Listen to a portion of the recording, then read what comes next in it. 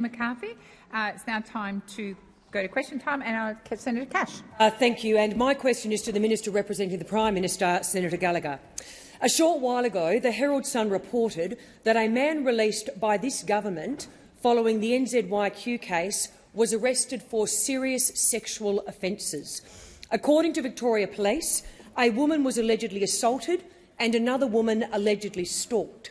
Victoria Police also said Victoria Police can confirm the man is one of the detainees recently released following a High Court ruling. The Minister for Home Affairs and the Minister for Immigration and Citizenship are both from Melbourne. How did this happen on your government's watch? Thank you, Senator Cash. Minister Gallagher. Thank you, President. I thank Senator Cash for the question, and I will remind the Senate that the High Court ruled that indefinite detention was unconstitutional. That did upend 2 decades of legal precedent and bipartisan policy, and that ruling is now the law of the land. And I would hope that Senator Cash would agree that no parliament and no minister is above the law. So that goes to the first part of Senator Cash's preamble about how it has come to pass that immigration detainees have been released into the community with I'm not making excuses. I am not Senator making Cash. Excuses, Senator Cash. I am explaining that factually Order. what has occurred and why some immigration detainees have been released into the community under strict conditions which this Senator parliament Henderson, Minister, supported. please resume your seat. Order. I called order several times, and particularly Senator Cash and Senator Henderson continued to shout. Minister Gallagher. Thank you. I'm explaining how it has come to pass that detainees were released into the community. Now, in relation to the specific matter that Senator Cash raises, we are aware of that case. We will not comment on individual cases. It's before the courts, and we will not risk prejudicing court proceedings. We will do everything in our power, as we have been doing, to deport individuals who have no right to be in the country and to keep the community safe. This is a matter the government takes incredibly seriously. Our law enforcement agencies, the ABF, the AFP, the state and territory police forces, are working together, and they are doing an extraordinary job. And when there is a matter, whether it be a breach of a visa condition or an individual is arrested, thank you, Minister. then The time we will for answering manage that as well. Senator Cash, first supplementary. What do you say to that woman? Thank you very much. And the Minister for Immigration and Citizenship, Minister Giles, said in the other place on the 13th of February of the 149 hardcore criminals he released into the community following the NZYQ decision that, and I quote, "Each one of them is being continuously monitored." How can they have been continuously monitored if this individual was able to commit the further sexual offences he has now been charged with? Thank you, Senator Cash. Minister Gallagher. Thank you. Well, I'll just remind Senator Cash, because it doesn't seem to be penetrating, that a High Court made a decision. Now, is Senator Cash suggesting that the government should not follow the law of the land? Is that what she is suggesting? In relation to the arrangements that have been put in place, this parliament has passed a number of laws to ensure the safety of the community. The minister Minister has Gallagher, also— please resume your seat. Order. Senator McKim, I've just called— Senator McKim. Senator Ruston, I called you several times and you continued to interject. Silence across the chamber. Minister Gallagher. Individuals in this cohort are being monitored. They are being monitored in compliance with the arrangements that have been put in place by this place and indeed by the other measures that have been put in place, whether it be through assessment Cash, by the Community Protection Board. There are visa conditions, there's Senator electronic Cash. monitoring devices, curfews, community safety, supervision orders and preventative detention as the 4 layers of protection. Order. Order. I should not have to constantly call Senator Cash in particular to call you to order. Second supplementary, Senator Cash. Thank you. And how many other serious sexual offenders are currently at large in Victoria? And will you accept responsibility for your government's failure to keep Victorians safe? Thank you, Senator Cash. Minister Gallagher. Thank you, President, and I thank Senator Cash for the question. The government is working day and night to keep the community safe. There are laws in place, laws that you backed in, and what you are suggesting, Senator Cash, and I presume it represents the opposition position, that the law enforcement agencies that are working day and night to keep the community safe aren't doing a good enough job. Is that what you're suggesting? That is what you are suggesting. Minister Gallagher, implicit in the way you are asking. Please resume your seat. Order. If you want to make comment, find another time during the time the Senate is sitting, not question time. I have constantly called a number of you to order. You are out of order and you are disrespectful. Minister Gallagher. Thank you. The government set up Operation Aegis. That has a number of elements to it, all focused on keeping the community safe. This is the government's #1 priority. And when an offence occurs, the law enforcement agencies respond, as they have. And that matter is now before the courts. Senator Cash. Safety is our main priority, and your suggestion, Senator Cash, is that law enforcement aren't doing their job properly. That is it, and we do not accept that. It's a slur on them. Their work is extraordinary. Has expired. Senator Stewart.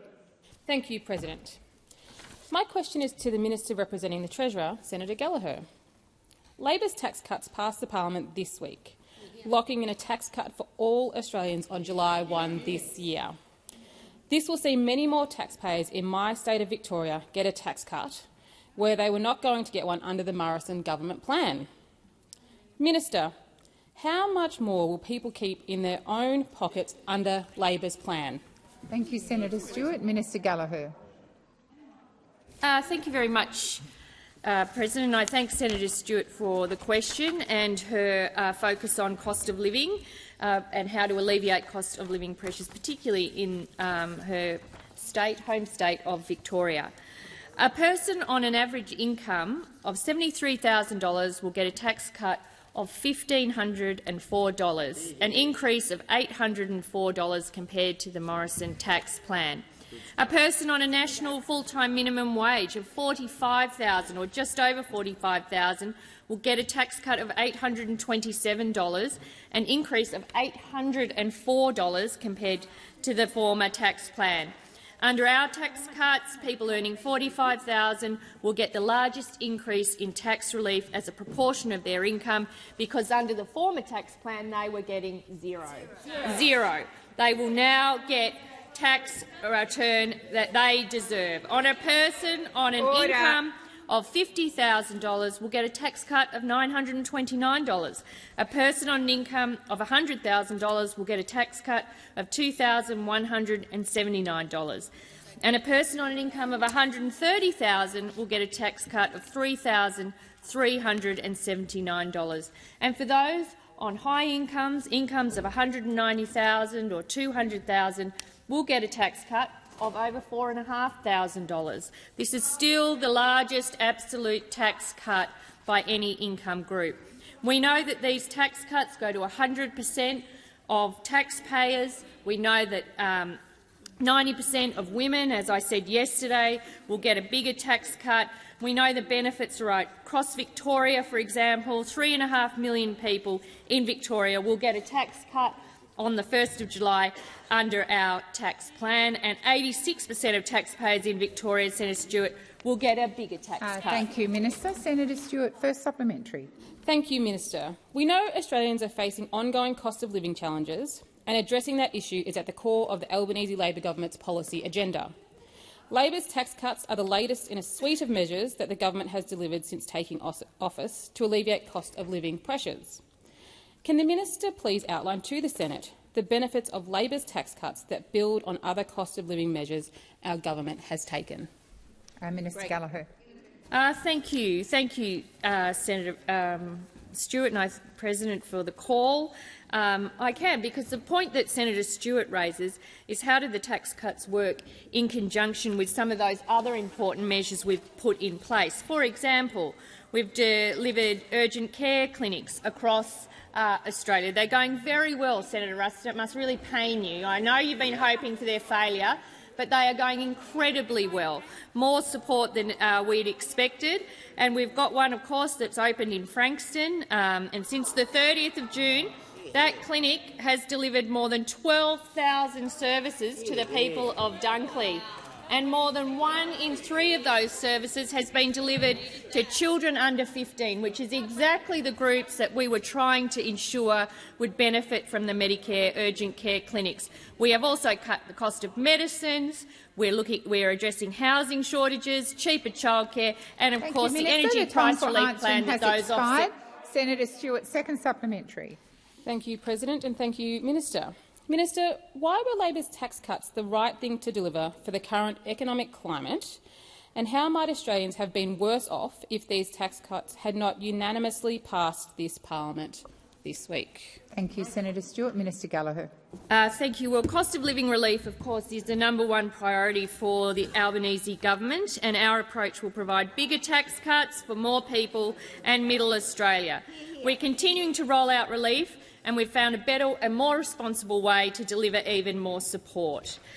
We know that the biggest threat to those tax cuts, Senators, is, of course, the secret plan, or the back to the drawing board plan that was announced by the Shadow Finance Minister. We know that there's nothing that you can't trust the Liberals on tax. We know what back to the drawing board means.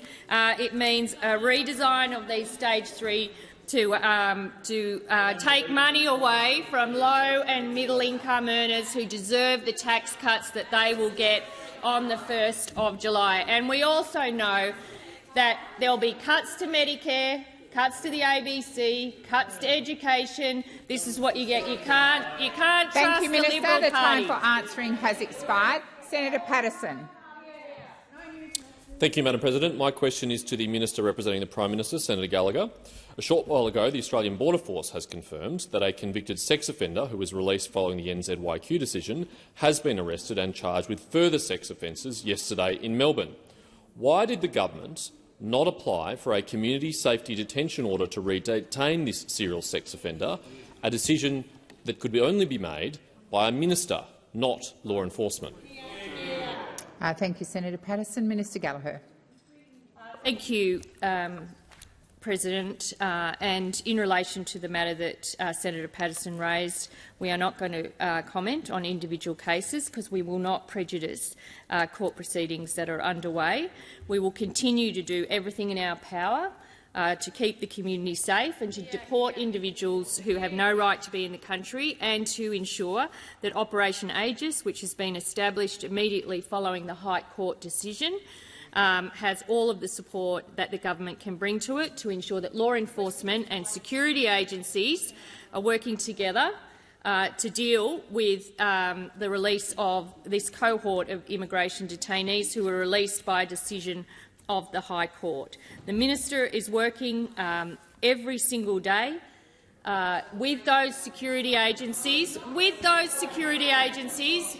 his state and territory colleagues, to make sure that everything is done that can be done to keep the community safe. And as you know, there is a range of work underway. The Department of Home Affairs, working with Australian Border Force, working with the Community Protection Board. I have seen the work they are doing, and I know you want to come in here and stir up and politicise all of these matters. That's your natural inclination, is to go straight to it when you know exactly how hard those agencies are working. You know the challenges they face, and you are seeking to undermine it here today. The Minister is working with state and territory colleagues. He's working with all of the relevant agencies to keep the community safe. Where there is an offence, when there is an offence committed, the law enforcement agencies respond as they have, and that matter is currently before the courts. Thank you, Minister Gallagher. Senator Hughes, I do believe that was you that made the imputation against the minister. I'm going to ask you to withdraw.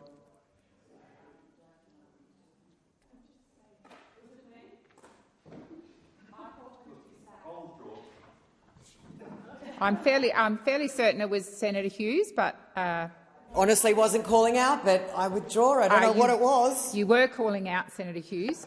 Thank you for the withdrawal. Senator Patterson, first supplementary.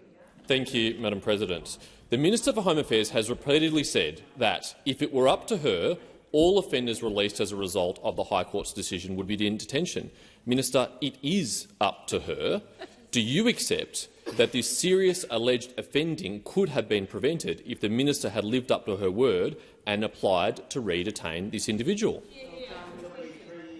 Minister Gallagher. Thank you. Order. Yeah. I'm going to sit the minister down again. Order. Order. Now, Senator Hughes very graciously just got up and withdrew. I'm not sure if it was Senator Hughes who made the imputation, but there was an imputation made. Now, the reason I didn't hear it was because this chamber is too noisy. Yelling out is inappropriate from either side. Minister Gallagher. Thank you. It took the opposition 3 years after passing Hato legislation to make the first application to the court. This is the system that you called for. It's the system that this parliament passed. Senator and if Ruston. I can quote you, the Shadow Minister for Home Affairs said, there is a very high legal threshold to be met for a court to continue to agree to ongoing detention. We're all aware that there's a high threshold, and we knew that when we put the legislation through the parliament before Christmas. So that's what you know. They're the facts. You come in here and conveniently run a different line to the one you know is true Senator and Ruston. the one I am quoting from. The government Senator is doing McGrath. everything it can to keep the community safe. We have preventative detention. We have community safety supervision orders, we have electronic monitoring devices and curfews, stringent visa conditions, and we are working with all of our colleagues across the states and territories to keep the community The time safe. for answering has expired. And once again, the chamber just erupted into disorder. Senator Patterson, second supplementary. Thank you, President. Will the government now apologise to the alleged victims and the people of Melbourne that you have failed to protect through your own inaction by failing to make a single application for a preventative detention order, despite the parliament rushing them through before Christmas? Shame. Thank you, Senator Patterson. Minister Gallagher. Well, on the first issue, I think this has been well ventilated around the work that is being done on preventative detention, and Senator Patterson understands that, and you understand Senator it well, Cash. and you choose to ignore it. And by doing so, you are ignoring all of the work that is happening across government, and you are undermining that work. You are undermining that work. In relation to all of the victims that have been involved in the NZYQ cohort, of course the government is committed to ensuring that everything is done to support victims and their Senator families, Cash. and an enormous amount of work has gone into that. Minister, please resume your seat. Senator Patterson. On direct relevance, the question was, will you apologise? I believe the minister is being relevant, but I will continue to listen. Senator Patterson. And I was responding to that, despite those shouting at me opposite. And I can understand why Senator Patterson couldn't hear. We are committed to doing everything that we can, and I know the minister personally is, to support victims and their families who have been involved with this cohort. And Senator Patterson understands exactly how much work is going into preventative detention. You know it, and you come in here and you choose to ignore it. Thank you, Minister. The time for answering has expired. Senator Whish-Wilson. Thank you, President. My question is to Senator Gallagher, representing the Minister for the Environment. There's been some disturbing reports today that the Great Barrier Reef is on the brink of a 7th mass coral bleaching. Could you please update the Senate and the Australian people on this disturbing news and when we will know for certain that this has occurred? Thank you, Senator Whish-Wilson. Minister Gallagher. Thank you, Senator Whish-Wilson. I thank the President for the question. I haven't seen those reports this morning, I must say, but I am aware, obviously, of the issue of coral bleaching and the impact on the Great Barrier Reef. I mean, this government has made it a priority to make investments into the reef to restore and repair, and I know that Senator Green has been leading that work in consultation and support with Minister Plibersek, to do what's needed to be done to ensure the future of the Great Barrier Reef. It's an incredible. It's a reef that anyone who has visited is of incredible beauty.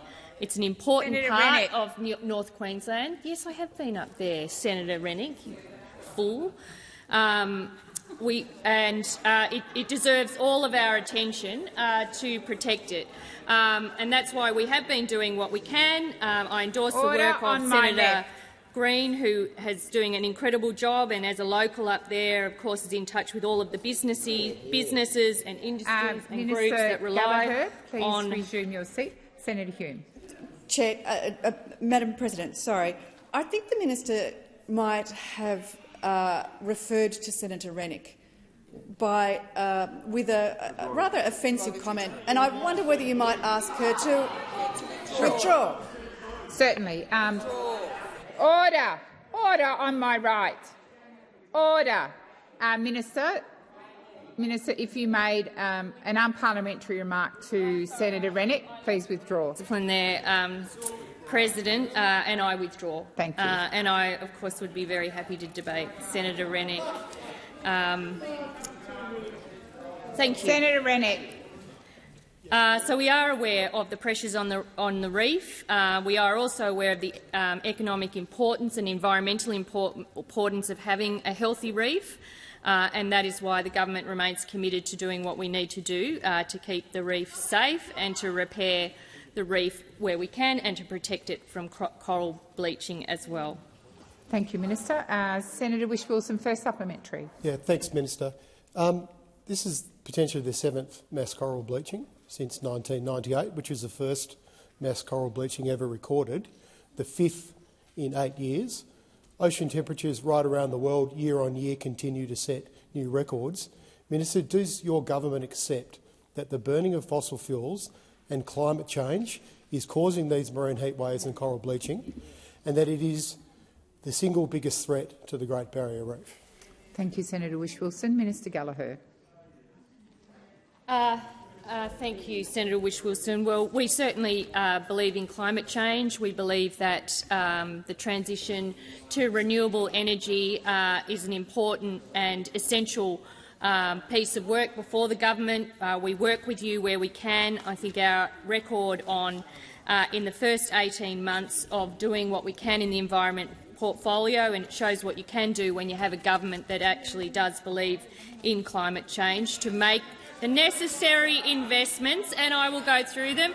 43% emissions reduction by 2030, 82% renewable energy by 2030, doubling the rate of renewable energy approvals, 43 ticked off, which will power 2.5 million homes, a record of 127 more renewable projects in the pipeline, cheaper electric cars, higher fuel efficiency standards, huge upgrades to our energy grid to take more renewable energy, help for homes and businesses to get off gas and electricity. Time, thank you, Minister. I can keep going. Senator Whish-Wilson, second supplementary. Yeah, thanks, Minister. The latest research shows that on a 2-degree warming scenario, which we're well on the way towards, we'll lose 99% of the corals on the Great Barrier Reef, and it's not the only coral reef in the world that we will lose. Minister, you've said several times today we're doing what we can, and I agree we can do more, and I'm sure you agree. Will your government consider a climate trigger in new environment laws so that we can actually reduce our emissions in this country and play our part? Thank you, Senator Whish-Wilson. Minister Gallagher. Thank you. Well, the Minister for Environment is working with people across this parliament around reforms to that piece of legislation. I have no doubt that will play out, as it will, in this chamber and the other place. But I would say that it's a much better positioning to deal with the effects of climate change if we have agreement across the parliament. Yep. If we have, I mean, the biggest threat to the work we're doing now and to reduce the impact of a warming climate is sitting right in front of you. Right. I mean, opposing fuel efficiency standards, opposing renewable energy projects, opposing energy bill relief, opposing all of them, all of the measures that we take and that we work. And, you know, it would be great if 10 years of climate wars hadn't proved one thing to anybody outside this place, is that when this parliament works together, we can get some things done and we can make steps in the right direction. Minister, your time for answering has expired. Senator Sterle. Thank you, Madam. Thank you, President. My question is to the Minister representing the Minister for Industry and Science, Minister Watt. The Albanese government is committed to building a future made in Australia and delivering secure, well-paid jobs for Australians. What will be the impact of Labor's tax cuts on the many tradies working across our country, Minister? Thank you, Senator Sterle. And it's Minister Watt. Thank you, President, and thank you, Senator Sterle, who I know has been a long-time supporter of the rights of blue-collar workers in our country. It's a pleasure to work with you on that, Senator Sterle. Well, Senator Sterle, put simply, the Albanese government wants Australia to be a country that makes things again, and that's why we're working hard to secure a future made in Australia. At the core of that vision are the talented tradies and the regional and outer suburban communities that support them.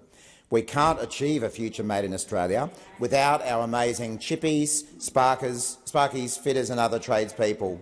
Our manufacturing and construction industries are growing, and now they employ more than 2 million Australians, including more than 235,000 new jobs since the election of our government.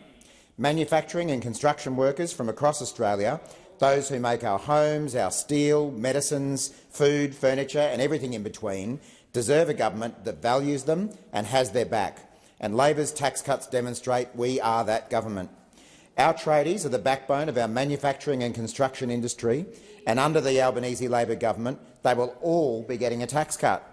Labor's tax cuts will mean that an entry-level plumber making $56,000 a year will get a tax cut of more than $1,000.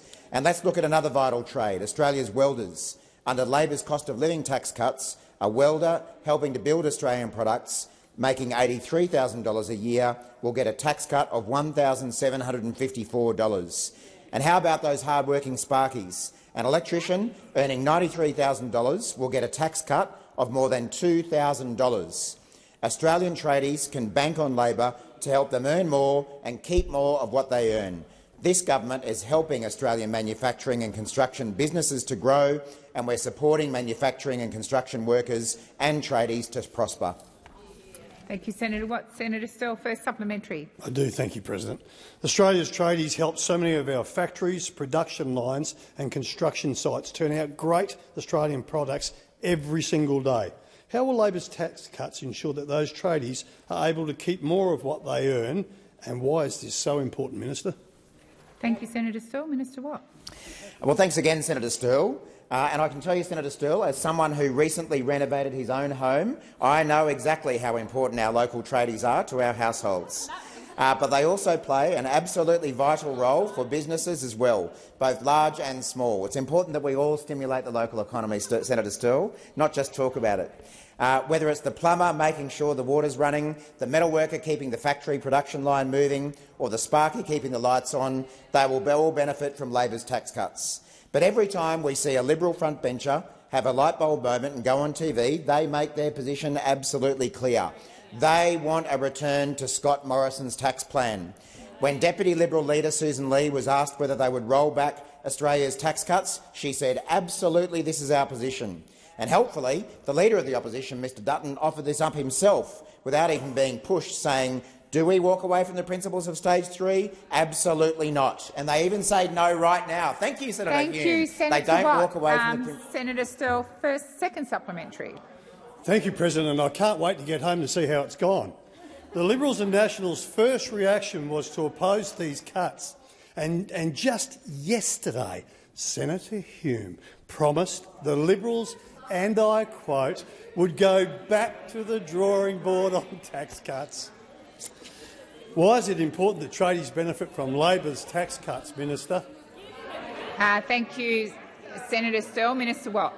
Thank you, President. And President, I might need your guidance on standing orders here, because I'd like to take the interjection from Senator Hume in the answer to the previous question, where she also confirmed that the opposition wants to go back to the principles of the Stage 3 tax cuts. We do. She's continued. They're all doing it. They're all doing it. So they all want to take money off Middle Australia, and they want to take back the tax cuts that we've delivered to low-income earners in Australia. Order. Thank you. Can you keep confirming it? Run up to your TV studios and keep confirming it. Go and keep telling Middle Australia and low-income earners that you want to take those tax cuts back off them, because you never supported them in the first place. You were going to oppose them. You were going to roll them back. Then you voted for them after saying you wanted an election on them, and you're still in here saying that you want to take those tax cuts back from Middle Australia and low-income earners. Australian tradies need a government that's going to help them earn more and keep more of what they earn, and we've had it confirmed today that the Liberal Party is all about making them work more and earn less. Thank you very much. Thank you, Senator Watt. Senator Lambie. Senator Lambie. My question is to the Minister for Women. Friday next week, March the 8th, is International Women's Day, a day to celebrate women's achievement. On the 28th of September last year, Minister, you wrote, and I quote, "We know there is no point encouraging more women into the workforce if the workplace is not safe." End quote. Minister, female unionists have driven change in this country for more than 100 years. They have a long history of suffrage, standing up and fighting for change that makes Australia a better place. This morning I brought a bill to this chamber seeking to protect vulnerable women from the construction division of the CFMEU and men like John Setka to help these women be safe. Instead of supporting this bill, this government, a government that you are a minister in, the Minister for Women no less, this government said it will not support the bill. Minister, how do you reconcile your lack of support for these working women with your role as a Minister for Women? Thank you, Senator Lambie. Minister Gallagher.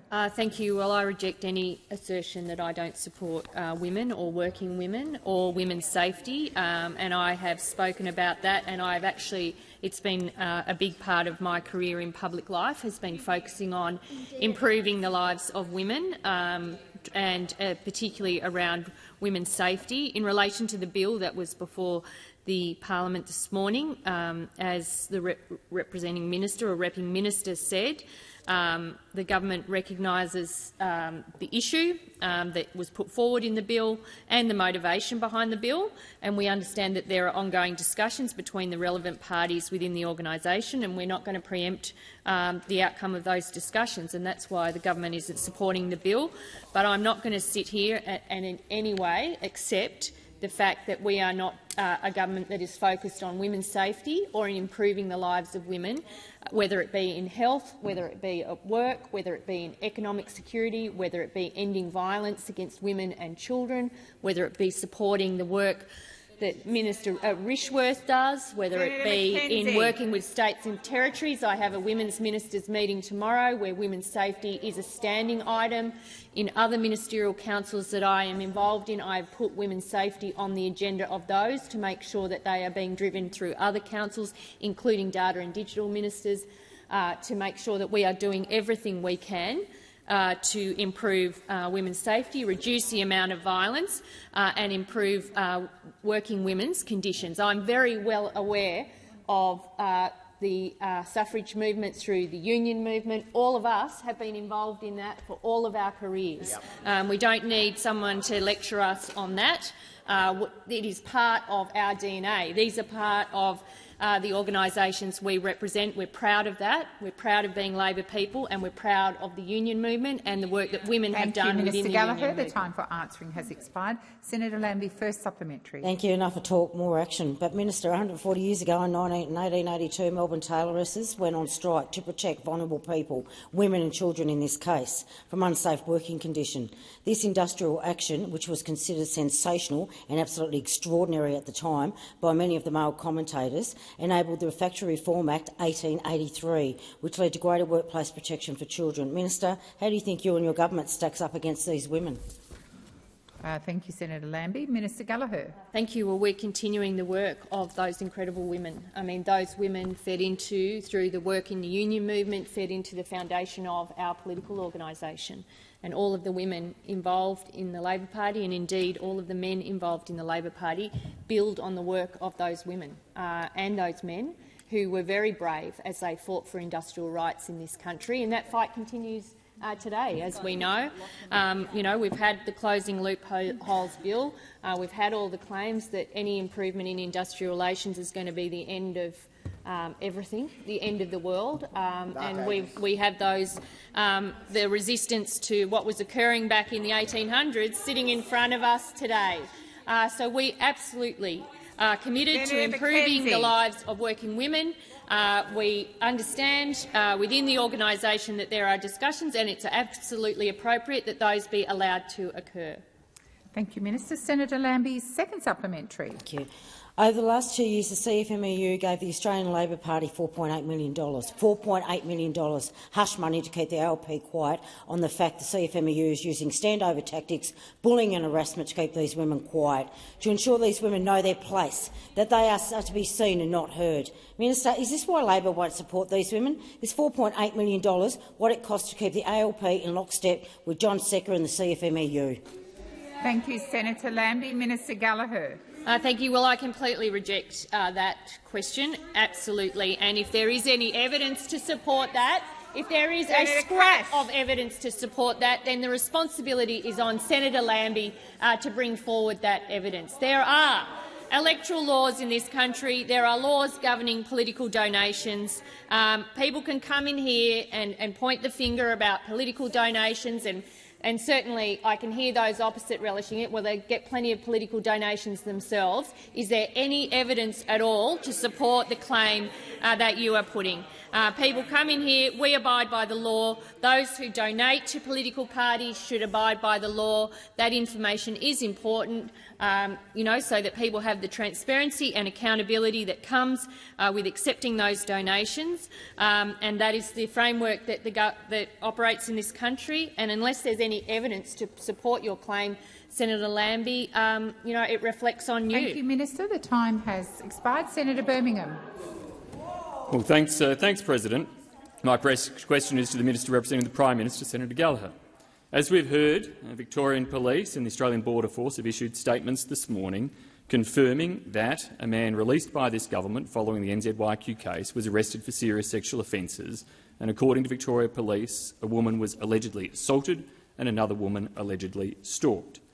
This minister and the government have repeatedly sought to compare the community safety detention order passed last December by this parliament with the continuing detention orders that had previously been in place.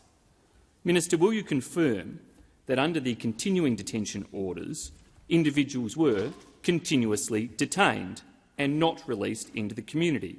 In contrast, the NZYQ cohort are in the community. Isn't this comprehensive misunderstanding by the Albanese government another demonstration of just how your government is failing to accept responsibility for ensuring these individuals are monitored and put back in detention? Thank you, Senator Birmingham. Minister Gallagher. Well, I absolutely reject the question that and the preamble that Senator Birmingham has put in place, and I would ensure that those who participated in estimates last week, particularly the Home Affairs estimates where these matters were gone to in great depth, understand exactly how much work is underway on the preventative detention. And I would also say that a big difference is that the High Court actually came down with a ruling that said indefinite detention is no longer— Minister, please resume your seat. Senator Ruston and Senator Cash, I've called order and you've continued to interject. Listen in silence. Minister, please continue. Thank you. The preventative detention model that the government put in place through laws that passed this place is based on the former Liberal government's high-risk terror offenders scheme. And as others on that side, including the Shadow Minister for Home Affairs, there is a very high legal threshold to be met for a court to agree to ongoing detention. We're all aware that there's a high threshold, and we knew that when we put the legislation through. As those opposite know, there is significant work underway preparing applications. We want those applications to be successful. People are working day and night on those applications. You know that. You pretend otherwise, but you know it. The moment those laws passed this place, that work began. In fact, there was work underway before that. But once the law was settled, those applications have been worked upon. You know that, and you know the difference with NZYQ is that the High Court has made a ruling. The government had to abide by that ruling, as you would have if you were in government. The law changed, and we have been working tirelessly since that occurred to keep the community safe, to put in place a framework that works. Senator Birmingham, first supplementary. Thank you, President. Supplementary. The government has claimed that individuals released are subject to continuous monitoring. Yet somehow these individuals subject to continuous monitoring seem to increasingly be continuously reoffending.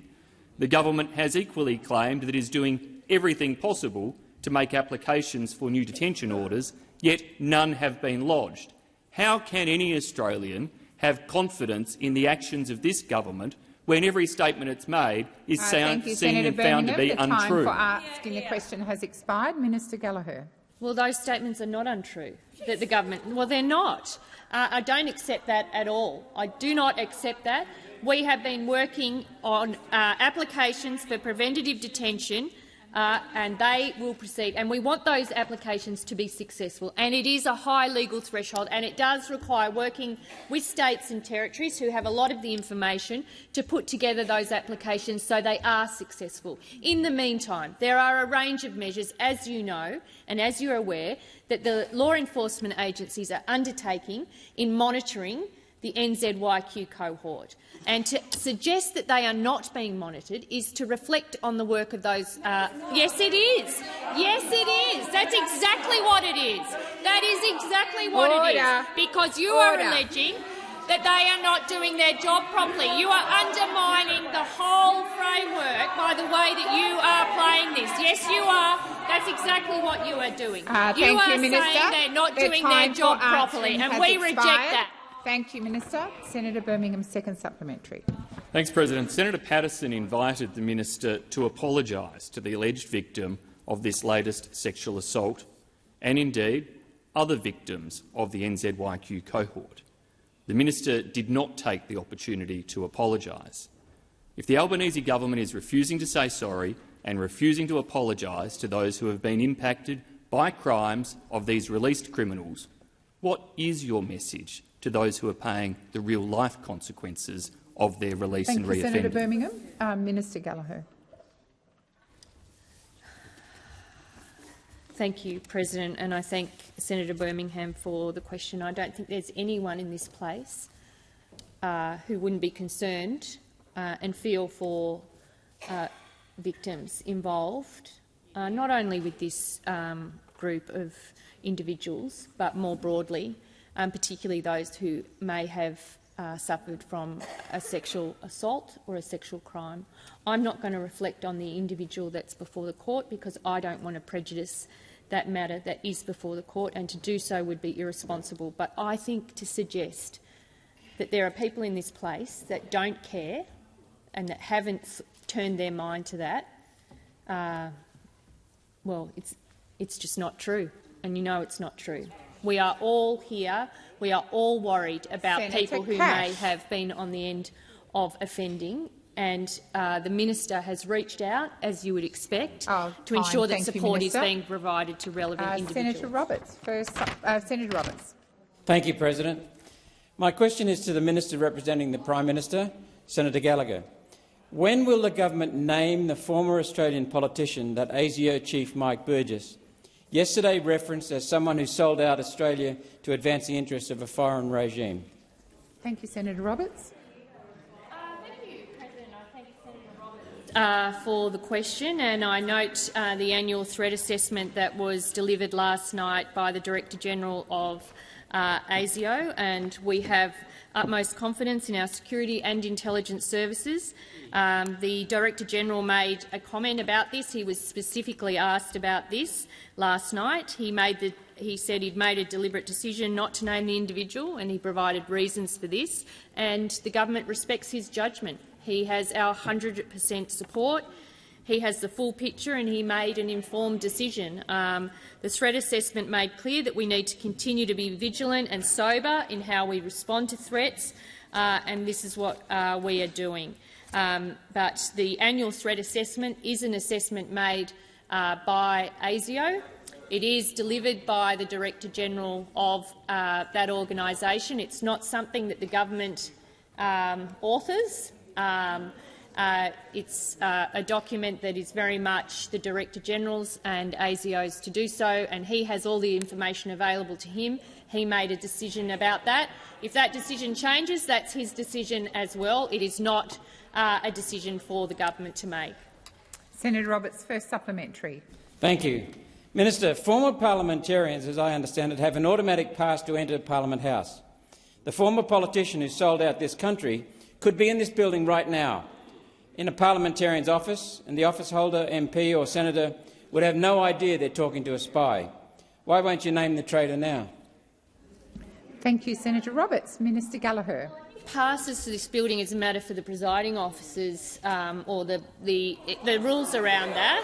I mean, I think it is. I think it is, isn't it? Yeah, it is.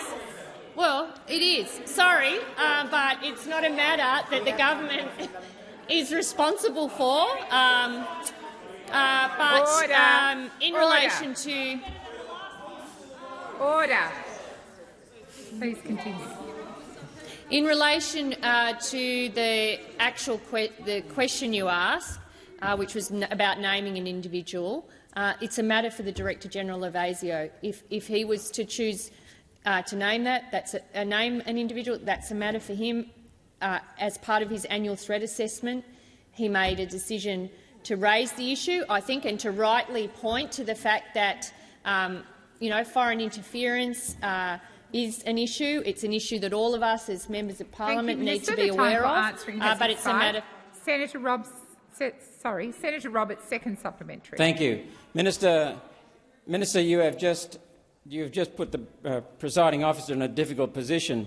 Why is this government afraid to say the C word and acknowledge the country that is the greatest risk to Australia's interests and largest perpetrator of foreign interference? China, the Chinese Communist Party. Thank you, Minister. Thank you, Senator Roberts. Minister Gallagher. I'm not sure. I'm not sure the question really. We talk about China all the time as a government. We've been seeking to stabilise the relationship. We've been seeking to remove some of the trade bans, but we've also been very clear that we must disagree where we do, and where we can agree, we should reach agreement. But there are things that are in our national interests that we may disagree on, then we will be upfront about that. I mean, we will always act in our country's national interest. That's what we've done from the first day we were appointed, and it's what we will continue to do. That's what guides us in relation to our interactions and our work across the world. There's a number of countries that we engage with regularly, but it's always in our national interests that we do that. Thank you, Minister. Senator Polley. Thank you, President. My question is to the Minister representing the Minister for Health, Senator Gallagher. The amazing nurses, paramedics, physios, podiatrists and other healthcare professionals who work across the country's hospitals and primary care system support Australians every single day, often in their time of need. Given their tireless contribution, can the Minister please tell the Senate how Labor is backing these healthcare workers by delivering them all a tax cut on July 1? Thank you, Senator Polley. Minister Gallagher. Thank you, President, and thank you, Senator Polley, for that question and again for your ongoing interest in all matters relating to cost of living pressures, how we can reduce cost of living pressures on families, and particularly, and I know this is a significant issue in Tasmania right now, around the delivery of health services. So the health workforce, of course, such an important workforce as we grow the care economy in this country. From July 1, Labor will deliver every single healthcare worker in the country a tax cut to help with the cost of living. A nurse in Western Sydney earning $76,000 will receive a tax cut of over $1,500. A hospital cleaner in Adelaide earning $59,000 will get a tax cut of over $1,000, $1,154. A physio in Melbourne's North earning $110,000 will get a tax cut of $2,400. A podiatrist in the NT earning $87,000 will get a tax cut of $1,854. And guess what? Their patients, indeed every taxpayer, will get a tax cut too. We want Australians to earn more and keep more of what they earn. And we know what those opposite want. They want them to work harder for less. That's right. And that's what's guiding their policy. That's why they're going back to the drawing board on the tax cuts. We know that we can't trust them on tax. We can't trust them on services. We're supporting healthcare workers, President, through the urgent care clinics, through the work that's being done there to provide out-of-hours care for people free of charge. We know this has been a huge success for kids under 15. We know this is an area that's going to contribute so much to the economy, but more importantly, so much to people who need access to health care that's affordable and accessible in their local areas. Thank you, Minister. Senator Polley, first supplementary. President, healthcare workers in our hospitals work long hours and in stressful environments. They are there for Australians in some of their darkest hours. How is the Albanese Labor government backing these workers, and can the minister inform the Senate how much more money nurses in my home state of Tasmania will keep in their pockets on July 1? Great question. Minister Gallagher. Thank you, and I thank Senator Polley for standing up for nurses in Tasmania. A registered nurse in Tassie, Senator Polley, earning $75,000 will get a tax cut of $1,154 a year.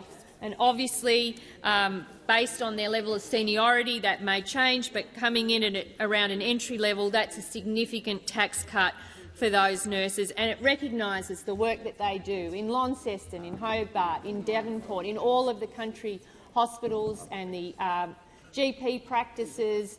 Wherever you see a nurse, they will be getting a tax cut. This is important for other staff that works at hospitals, like hospital orderlies, the cleaners at hospitals, the allied healthcare workers at hospitals. We've been focused on making sure that all Australian taxpayers get a fair share of these tax cuts, and that's why the passage of that legislation earlier this week was so important. Thank you, Minister. The time for answering has expired. Senator Polley's second supplementary. President, Minister, why is it so important that these healthcare workers get a bigger tax cut on July 1 under Labor's plan? And can I say, my young brother, who is a worker, is so looking forward to getting this tax cut on his birthday.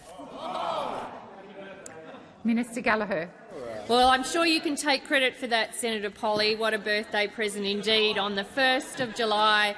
A tax cut made as a birthday present. So please take credit for that, Senator Polley.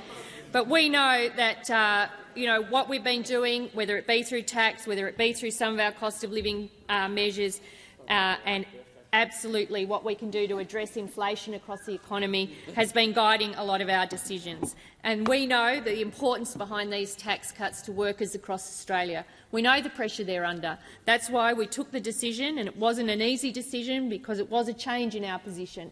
But we changed our position because it was the right thing to do for the right reasons. And those opposite said they would oppose it. They said they'd call election over it. They said they'd roll it back.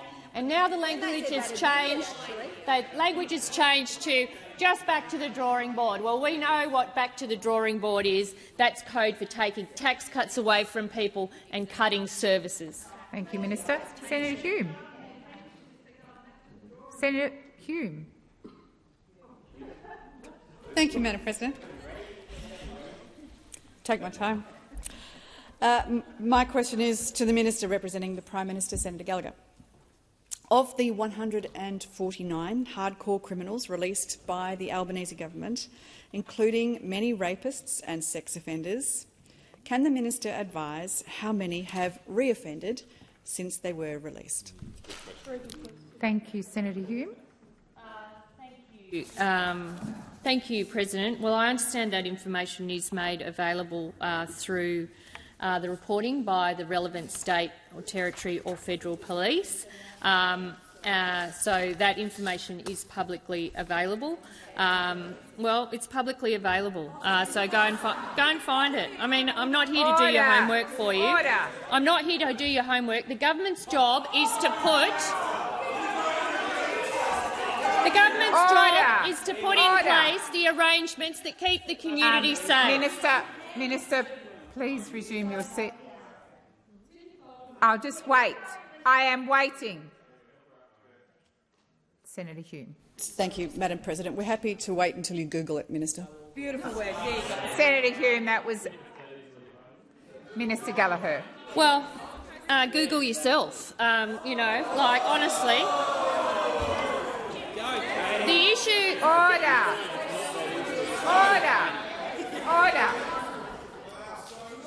Senator McGrath. Come on, Senator McGrath.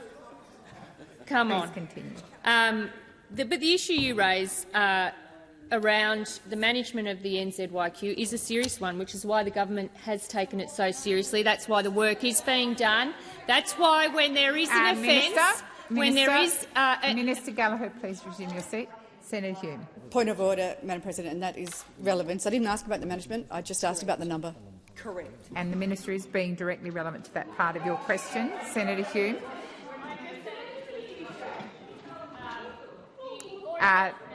Minister Gallagher, please resume your seat. Senator Birmingham. Well, President, it was a very precise question in relation to the number.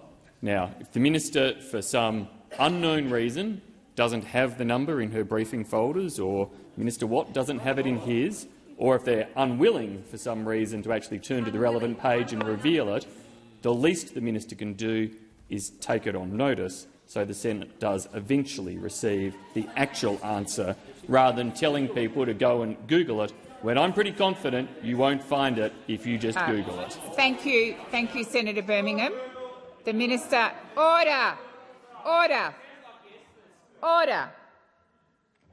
As you know, I cannot direct the words that the minister uses to answer questions. The minister has answered that part of the question. It may not have been the answer you were seeking, but she has answered it. Minister, please continue. No, I haven't refused to answer it. No, I haven't. I have answered it. That information is made public through the relevant law enforcement agencies. Good answer. Senator Hume, first supplementary. Thank you, Madam President. Senator Birmingham, you've got one of your own senators on her feet. I've called her to ask her question. Senator Ruston, equally. Senator Hume. Thank you, Madam President. Of the 149 hardcore criminals that were released by the Albanese government, including many rapists and sex offenders, can the minister tell me how many have been rearrested? Thank you, Senator Hume. Minister Gallagher. Well, that's the same question asked a different way, and that matter is made public by the relevant law enforcement agencies. I've answered. Senator Cash, I don't see you on your feet. I've got Senator Hume on her feet. Senator Hume. Point of order on relevance. The first question was about how many had reoffended. The second question was about how many had been rearrested. Senator Hume, I believe the minister has completed her question, so I'll invite you to put your second supplementary. Madam President, if the minister doesn't understand the question, I'm happy for her to take the answer on notice, but can the minister guarantee that the remaining hardcore criminals— Senator Green. Excuse me? Can the minister guarantee that the remaining hardcore criminals— Senator Hume, I'm sorry, could you resume your seat? Senator Cash, I had called Senator Green to order and you continued to interject. Over your own person asking a question. Senator Hume, I invite you to begin again. President, can the minister guarantee that the remaining hardcore criminals released by this government who are still in our community are, in fact, being adequately monitored? Can you please make this guarantee on behalf of your government to the people of Victoria, and particularly the women of Victoria, where this last offence occurred? Thank you, Senator Hume. Minister Gallagher. Thank you. I can guarantee that the government is working with the law enforcement agencies to manage the NZYQ cohort, to keep the community safe, and where there are issues, whether it be through visa breaches or offending or committing an offence for which they are charged, the law enforcement agencies do the job that they are meant to do and that we support, and they are doing an extraordinary job, Senator Hume. I ask that all further questions be placed on the notice paper.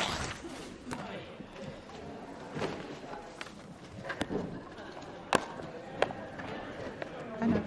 I'm just waiting. Senator McGrath.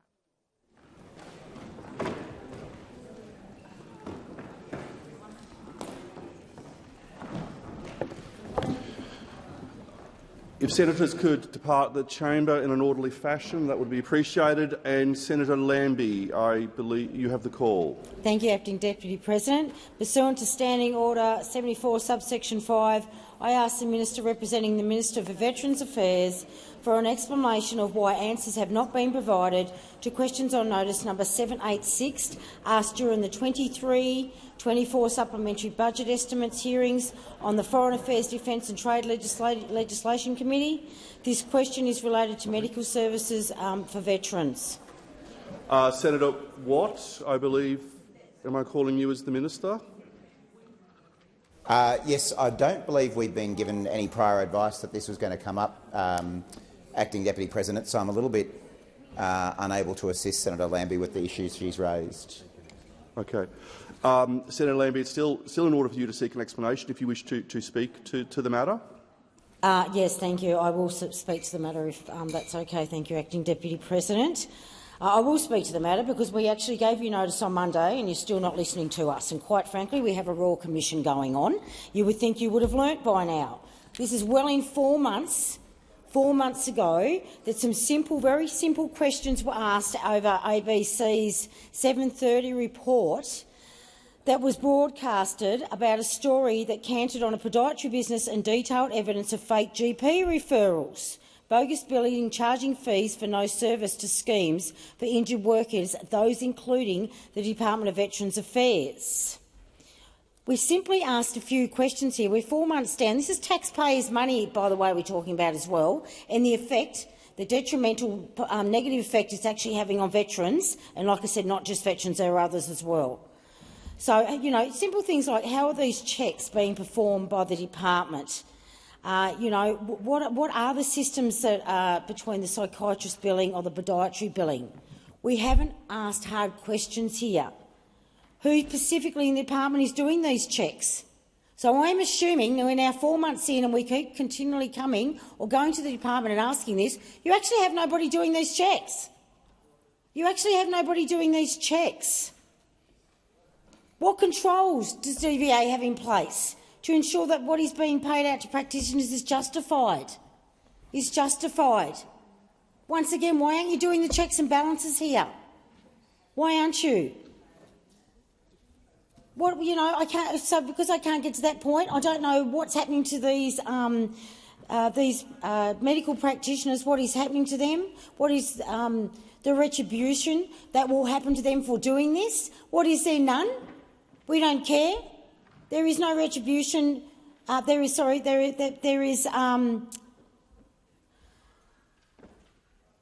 nothing happening. There are no repercussions. There are no repercussions to these practitioners. And by the way, I haven't heard the AMA say a damn thing about this either, and they know what's going on. Just seems like you don't want to deal with this. This is taxpayers' money. It's taxpayers' money that we're talking about here. And if I have medical practitioners out there rorting the system, then every Australian taxpayer and every veteran should know that. They should know that. Simple things like, we're simply asking for veterans are finding it very difficult to access their billing history to check that what is being billed is true and accurate. The things that they're often told it will take months to process their billing history. This is where I really want to thump you today. Take months? I tell you what, you've been providing our medical history to the University of South Australia for years. Everything you are looking for that I have put in for is on that billing history. Is on that. So why is it taking you 4 months when we've all got our FOIs back and know exactly what I'm asking for in this document is in that history that you are providing to the South Australian University? So why aren't you getting back to these veterans? I find it really disrespectful for everything that is going on, especially with the Royal Commission, that many have had to go up, tell their stories, been re-traumatised. The 4 months over something simple to hold medical practitioners responsible for ripping off the system and taxpayers' money. We're 4 months in and nothing is being done about this. You can't be serious. You can't be serious. I am pleased asking by the time I get back up here that in the next 2.5 weeks that I have answers to these questions. I do not want to take up any more of the time this afternoon. I don't want to have to use another 10 minutes. So I'm just once again going to give the minister the benefit of the doubt. But seriously, every question we've asked is actually on our data, practically, that we can find that the department has provided to the University of South Australia. Okay, it's already there, but you can't provide that data to me. It is beyond disgusting. So please, due to the circumstances that we're still going on with the Royal Commission into veteran suicide, if you could please just answer the questions that I gave you 4 months ago. That is all I'm asking. Thank you. Thank you, Senator Lambie. Is there anyone else on taking note of the minister's explanation? If not, I'll just put the question. Let the Senate take note of the minister's response. Those of the opinion say aye. Those against no. The ayes have it.